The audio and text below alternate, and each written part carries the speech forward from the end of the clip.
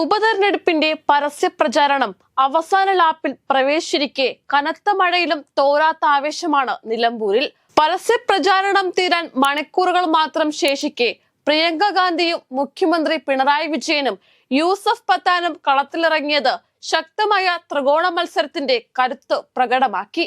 ആരേടൻ ഷൗക്കത്തിനായി പ്രിയങ്ക ഗാന്ധി നടത്തിയ റോഡ് ഷോയിൽ ആയിരങ്ങൾ അണിനിരന്നു. മുഖ്യമന്ത്രി പിണറായി വിജയൻ പോത്തുകൽ, കരുളായി, അമരമ്പലം എന്നീ പഞ്ചായത്തുകളിൽ LDF റാലിയിൽ വൻ ജനാവലിയെ അഭിസംബോധന ചെയ്തുകൊണ്ട് എം സ്വരാജിനായി വോട്ട് അഭ്യർത്ഥിച്ചു. PV അൻവറിനായി തൃണമൂൽ കോൺഗ്രസ് MP യൂസഫ് പത്താൻ കളത്തിലിറങ്ങിയതോടെ നിലമ്പൂർ അക്ഷരാർത്ഥത്തിൽ വീർപ്പുമുട്ടി. NDA സ്ഥാനാർത്ഥി മോഹൻ ജോർജിന്റെ പ്രചാരണത്തിനായി BJP സംസ്ഥാന അധ്യക്ഷൻ രാജീവ് ചന്ദ്രശേഖർ ഉൾപ്പെടെയുള്ള പ്രമുഖർ മണ്ഡലത്തിൽ സജീവമായുണ്ട്. നിലമ്പൂരിൽ PV അൻവർ കരുത്തു തെളിയിക്കുമെന്ന് തൃണമൂൽ MP യൂസഫ് പത്താൻ പറഞ്ഞു.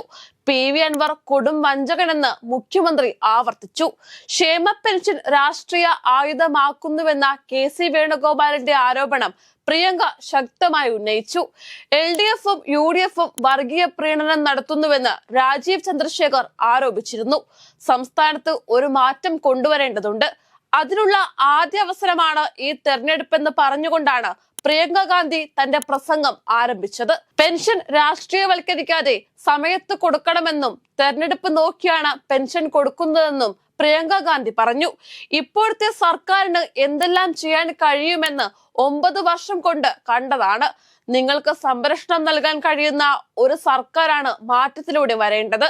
നിങ്ങളുടെ ക്ഷേമ പെൻഷൻ, ആശാ വർക്കർമാരുടെ വേതനം ഇതൊന്നും രാഷ്ട്രീയവൽക്കരിക്കപ്പെട്ടുകൂടാ എന്നും പ്രിയങ്ക ഗാന്ധി പറഞ്ഞു.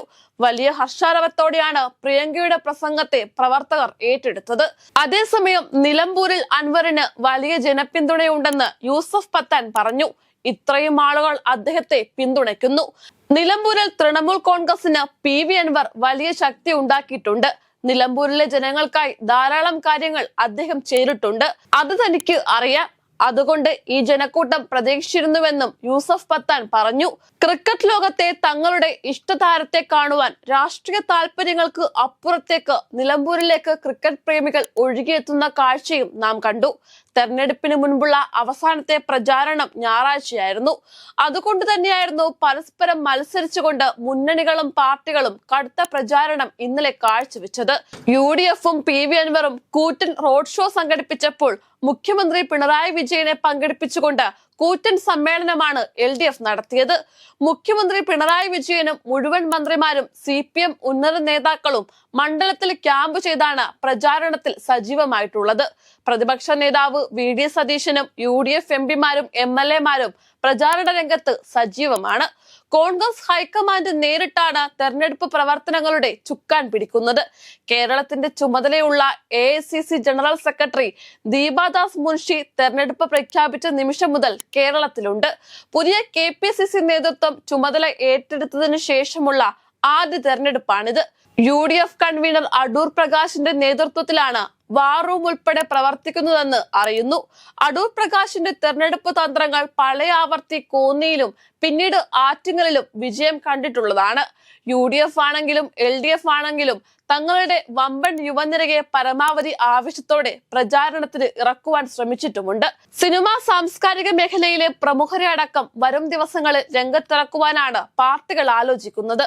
നടനും MLA-യുമായ മുകേഷ് ഇന്നു മുതൽ മണ്ഡലത്തിലുണ്ട്.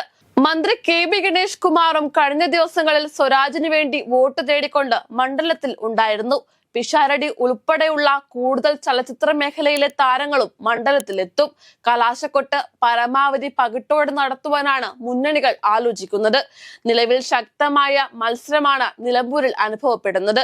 നിരവധി താരപ്രചാരകർ ഒഴുകിയെത്തുന്ന ഉപതെരഞ്ഞെടുപ്പിൽ ഒടുവിൽ ആരായിരിക്കും താരമാവുക എന്നതാണ് ഏവരും ഉറ്റുനോക്കുന്നത്.